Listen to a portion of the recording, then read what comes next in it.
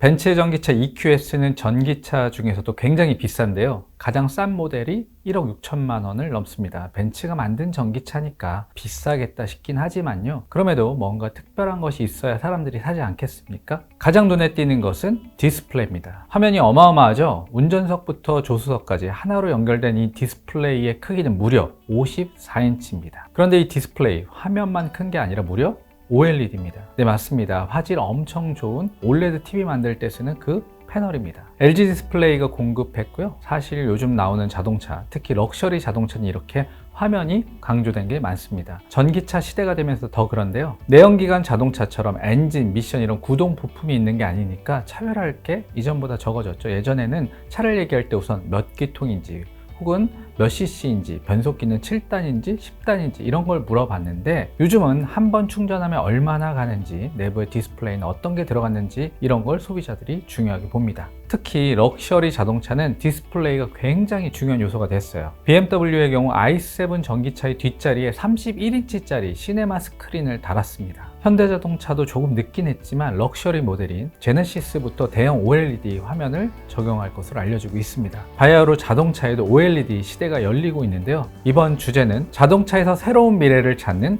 LG 디스플레이입니다. LG 디스플레이 예전 이름은 LG 필립스 LCD였죠. 줄여서 LPL이라고도 했습니다. 1999년 외환위기 직후에 LG전자와 네덜란드의 필립스가 조인트 벤처 형태로 세운 회사입니다. 사명에 LCD가 들어간 건 주력으로 LCD 패널을 생산했기 때문인데요. 배불뚝이 브라운관을 LCD가 대체하면서 회사는 급성장합니다. TV는 물론 모니터도 LCD가 전부 대신하게 됐잖아요. 여기에 휴대폰 산업까지 급성장하면서 LCD는 지금의 배터리 산업 못지않은 유망 산업이었죠. 이 회사 매출이 이런 식으로 급격하게 늘었고요. 2004년에는 한국과 미국에 동시에 상장도 합니다. 이후에도 성장세가 이어져서 2006년에는 매출 10조 원, 2009년에는 매출 20조 원을 차례로 넘게 되고요. 그런데 이러한 고성장세는 10년을 못 갔어요. 필립스가 2009년에 지분을 완전히 다 정리하고 나간 뒤에 정체기를 맞더니 2011년에 적자를 내기도 하고요. 이후 10여 년이 지난 지금까지도 매출 20조 원대에서 못 벗어나고 있습니다. 중국의 LCD 시장에 진입해서 판을 흔들어 놓은 것이 컸습니다. 중국은 국가가 전략 산업으로 지정을 하면 보조금을 쏟아 부어서 키우죠. 이렇게 해서 탄생한 기업이 바로 디스플레이 업계의 BOE란 회사였습니다. BOE는 당시에 조그만 하청업체에 불과했는데요. 2002년에 부도난 현대전자의 LCD 사업부를 인수한 뒤에 이 기술을 활용해서 삼성 디스플레이와 LG 디스플레이를 위협하는 강력한 경쟁자로 부상하게 됩니다. LG 디스플레이가 2011년에 7천억 원대의 손실을 봤는데요. 이때 BOE 같은 중국 신생 기업들이 단가 후려치기를 마구 할 때였어요. LG 디스플레이는 이때 깨닫게 됩니다. 중국 기업과 LCD로 경쟁해선 답이 없겠다. LCD 패널을 아무리 잘 만들어도 시세란 게 있어서요. 가격을 더 받거나 할 수가 없거든요. 그래서 눈을 돌린 게 OLED입니다. 유기 발광 다이오드. OLED는 스스로 빛을 내죠. 뒤쪽에 빛을 쏴주는 백라이트 유닛이란 부품이 LCD와 달리 필요 없어요. 그래서 우선 가볍고 또 구부려서 모양도 비교적 자유롭게 만들어낼 수 있습니다. 또 명암비가 엄청 좋죠. 검정색을 표현할 때 해당 부분을 완전히 꺼버릴 수 있거든요. 백라이트 유닛이 있는 LCD는 검정색이 조금 뿌옇게 나오는데 OLED는 암흑 같은 표현이 가능해요. 물론 버닝 현상이라고 화면이 죽는 것이나 가격이 엄청 비싸다는 건 치명적인 단점인데, 기술적으로 중국에 비해서 우위에 설 수 있다는 아주 큰 장점이 있어서 LG 디스플레이 입장에선 선택을 안 할 수가 없었어요. LG 디스플레이는 OLED의 대대적인 투자와 마케팅을 하게 됩니다. 우리가 OLED 하면 LG TV를 떠올리는 것도 이 마케팅 때문인데요. LG는 특히 대형 OLED 패널에 쓰이는 TV 쪽에 사활을 겁니다. LCD 사업이 망하기 이전에 어떻게 해서든 OLED 수요를 만들어내야 한다는 절박함이 있었거든요. 하지만 이 전략은 결과적으로 실패합니다. 가격이 너무 비쌌어요. LCD 패널과 OLED 패널의 가격이 동일 면적에서 6, 7배 정도 차이가 났거든요. LG전자가 2013년 초에 55인치 OLED TV를 처음 내놨는데 당시 가격은 놀라지 마십시오. 1,100만 원이나 했습니다. LCD TV가 200만 원 조금 안 될 때였거든요. 아무리 OLED TV가 앞선 기술이라고 해도 이렇게까지 가격 차이가 나면 대중화되긴 힘듭니다. TV용 OLED 패널 가격이 지금은 많이 떨어졌는데 그럼에도 불구하고 3배가량 차이가 나요. 55인치 패널 기준 LCD는 대략 $100대 중반이고 OLED는 $400가 넘어갑니다. OLED 시장은 잘 커지지 않고 LCD 시장에선 중국 기업에 치이고 LG 디스플레이는 사면 초과에 몰립니다. BOE가 10.5세대 패널 공장을 2018년 중국에 세우면서 LCD 시장의 주도권을 완전히 잃게 되죠. 10.5세대 공정이 지금으로선 가장 최신 공정인데요. 디스플레이 공정에서 대량으로 제품을 마구마구 찍어내면서 가격을 떨어뜨리는 방법은 세대를 높이는 것인데요. 세대라는 것은 패널 원작, 마더글라스의 크기를 말하는 겁니다. 당시에 LG 디스플레이, 삼성 디스플레이는 8세대 공정을 주력으로 했는데 BOE가 이걸 깨고 10.5세대로 치고 나간 겁니다. 10.5세대는 65인치 TV를 한 번에 8대를 생산할 수 있는 크기예요. 이전 세대인 8세대가 고작 3대 만들 수 있는 것에 비해서 훨씬 많죠. 이뿐만 아니라 패널을 자르면서 버려지는 부분도 8세대에 비해 훨씬 적어서 단가를 확 떨어뜨리는 게 가능해집니다. 이게 TV 업계에 준 영향도 컸어요. 삼성 디스플레이는 LCD 사업을 아예 포기하고 OLED만 하기로 했고요. LG 디스플레이도 LCD 라인을 축소하기 시작합니다. 10.5세대의 공정을 통해서 저렴한 대형 LCD 패널이 쏟아져 나오자 가격이 엄청나게 떨어졌거든요. 이게 당시 65인치 LCD TV 패널 가격인데요. 2018년 8월 개당 $245쯤 했던 게 1년 뒤인 2019년 8월 $170로 30%나 폭락했습니다. BOE가 이때 TV용 LCD 패널 시장에서 LG를 제치고 1위에 올랐고 뒤이어 CSOT, HKC 같은 중국 회사들도 점유율을 빠르게 높여갔습니다. 기로에선 LG 디스플레이는 선택을 해야 했어요. LCD 사업을 아예 포기할 것인가 아니면 중국 업체들에 맞서 싸울 것인가. LG는 후자를 선택합니다. LCD를 접을 수가 없었어요. 삼성처럼 과감하게 포기를 못한 것은 스마트폰용 OLED 입지가 약했기 때문이에요. 삼성은 세계에서 휴대폰을 가장 많이 팔고 있고 이걸 자기들 휴대폰 화면에 적용할 수도 있죠. 2009년 출시한 애니콜 햅틱 아몰레드 폰에 처음 OLED를 적용한 뒤에 삼성은 화면을 주요 강점으로 내세웁니다. 예전에 아몰레드라고 불렀죠. AMOLED요. 또 갤럭시 S가 대박을 터뜨렸는데 차별화 포인트가 역시 OLED였습니다.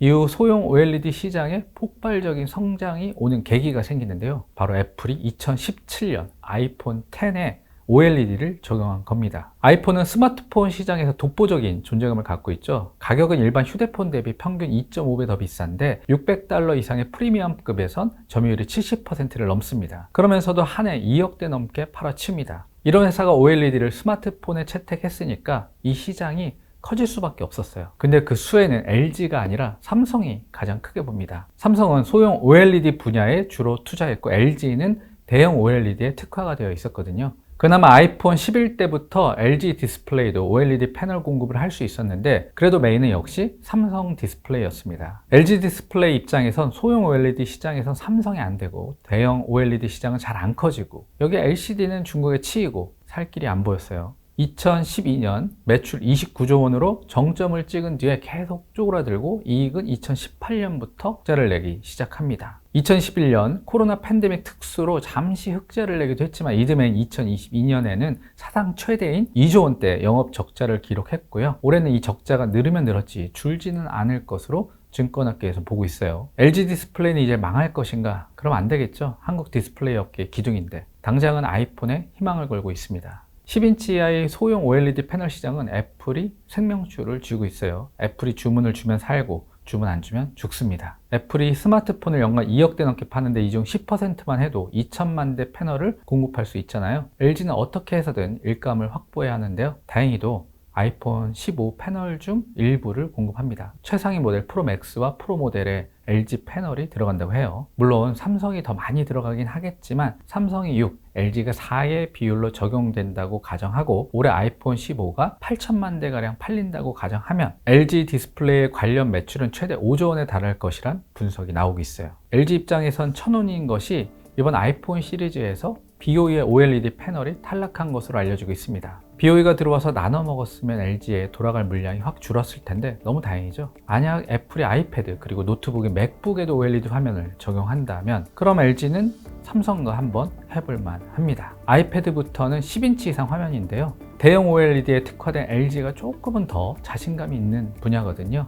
실제로 애플은 내년에 출시 예정인 아이패드의 상위 모델에 OLED 화면을 쓸 것으로 알려지고 있습니다. 아이패드 상위 모델 한정이라 물량은 아이폰에 비해 훨씬 작겠지만 화면이 커져서 단가는 더 높습니다. 또 애플이 치고 나가면 다른 IT 회사들도 태블릿에 OLED를 많이 적용하겠죠. 스마트폰 시장에서 OLED 침투율은 40%가 넘지만 태블릿이나 노트북은 2~3%에 그쳐서 성장성은 엄청 큽니다. 애플이 현재라면 자동차 디스플레이는 미래가 될 것 같아요. 현재 자동차 디스플레이 시장은 LCD 위주입니다. 벤츠나 GM, 캐딜락 같은 일부 모델에 OLED가 쓰이긴 하지만 아직은 그 비중이 1~2% 수준이고요. 자동차 OLED 시장 규모도 2020년 기준 5,600만 달러, 700억 원이 조금 넘는 수준에 불과해요. 그런데 럭셔리 브랜드 위주로 OLED 화면 도입을 검토하고 있는 회사들이 많아지고 있습니다. 아우디가 주력인 A6, A7에 30인치가 넘는 대형 OLED 화면을 넣는다는 얘기가 있고요. 포르쉐와 볼보 같은 회사들도 OLED 화면을 개발 중입니다. 이렇게 OLED 사용이 많아지면 시장은 빠르게 성장하겠죠. 2025년까지 연평균 67%, 시장 규모는 7억 4천만 달러, 우리 돈으로 1조 원을 조금 넘길 것으로 전망이 되고 있어요. 시장 규모 1조 원이 되면 침투율은 6%로 추정이 되는데, 침투율은 어떤 기술이 해당 분야에 얼마나 쓰이는지 그 비중을 보여주는 것인데요. 10%에 근접할 때 시장이 폭발적으로 성장합니다. 스마트폰이 그랬고 전기차가 그랬어요. 그러니까 자동차 OLED 시장의 폭발적인 성장이 곧 온다는 얘기입니다. 만약 자동차에 OLED가 확산할 수만 있다면 LG 디스플레이는 가장 유력한 수혜 기업이죠. LG 디스플레이는 현재 자동차 디스플레이 시장에서 BOE에 이어 2위 그룹을 형성하고 있는데요. 이건 거의 LCD만 있다고 보고 OLED가 침투하면 순위는 순식간에 뒤바뀔 겁니다. 왜냐하면 이 기업들 중에 OLED까지 하는 회사는 BOE와 LG 디스플레이 정도인데 BOE는 OLED 비중이 작거든요. LG가 요즘 전사적으로 자동차 부품 분야에 힘을 쏟고 있잖아요. LG 에너지 솔루션은 배터리 분야에서 중국 제외하고 세계 1등이고, LG전자는 캐나다의 자동차 부품 기업 마그나와 조인트 벤처까지 세워서 모터, 인버터 같은 부품 만들고요. 여기에 LG 디스플레이가 OLED 수주전에 나서면 BOE보다 우위에 설 여지가 많겠죠. LG 디스플레이 입장에서도 자동차 쪽이 좋은 것이, 여긴 마진을 엄청 남겨먹기 힘들지만 한번 들어가면 안정적으로 공급이 가능합니다. 자동차 업체 특성상 주문을 한꺼번에 많이 주고 또 한 번 주문을 주면 잘 빼질 않아요. LCD처럼 가격이 올랐다 내렸다 하면서 매출과 이익이 들쭉날쭉하지 않다는 얘기입니다. LG 디스플레이 현재 자동차 부분 매출 비중은 7% 안팎인데 이걸 3년 안에 13%까지 높일 예정이에요. 관련 매출이 2025년 4조 원 가까이 증가할 것으로 회사 측은 예상하고 있습니다. 만약에 자율주행 수준이 3단계, 4단계로 높아져서 운전자가 정말 핸들을 놓을 수만 있다면 자동차 디스플레이는 한 단계 더 발전할 겁니다. 자동차 거의 전체가 디스플레이로 도배가 되겠죠. 먼 미래가 아닐 수 있습니다. 애플이 OLED를 채택해 소형 패널 시장이 확 커졌듯이 테슬라든 벤츠든 프리미엄 자동차 회사가 선도적으로 OLED를 채택한다면 이 시장도 급격히 커질 것입니다. LG 디스플레이는 현재 기로에 서 있어요. 뭐 아니면 도인데요. BOE에 치여 죽거나 아니면 OLED 시장을 선도하거나, 특히 자동차 디스플레이 시장에서 압도적인 경쟁력으로 중국 기업들을 제치고 선도 기업이 되어야 할 텐데요. OLED 화면이 달린 럭셔리 자동차가 주변에 많아지면 LG 디스플레이가 살아나는구나, 이렇게 생각하면 될 것 같습니다. 내년에 OLED 아이패드가 어떻게 나올지도 궁금하네요. OLED로 승부 건 LG 디스플레이, 또 어떤 혁신적인 디스플레이를 보여줄지 눈여겨보겠어.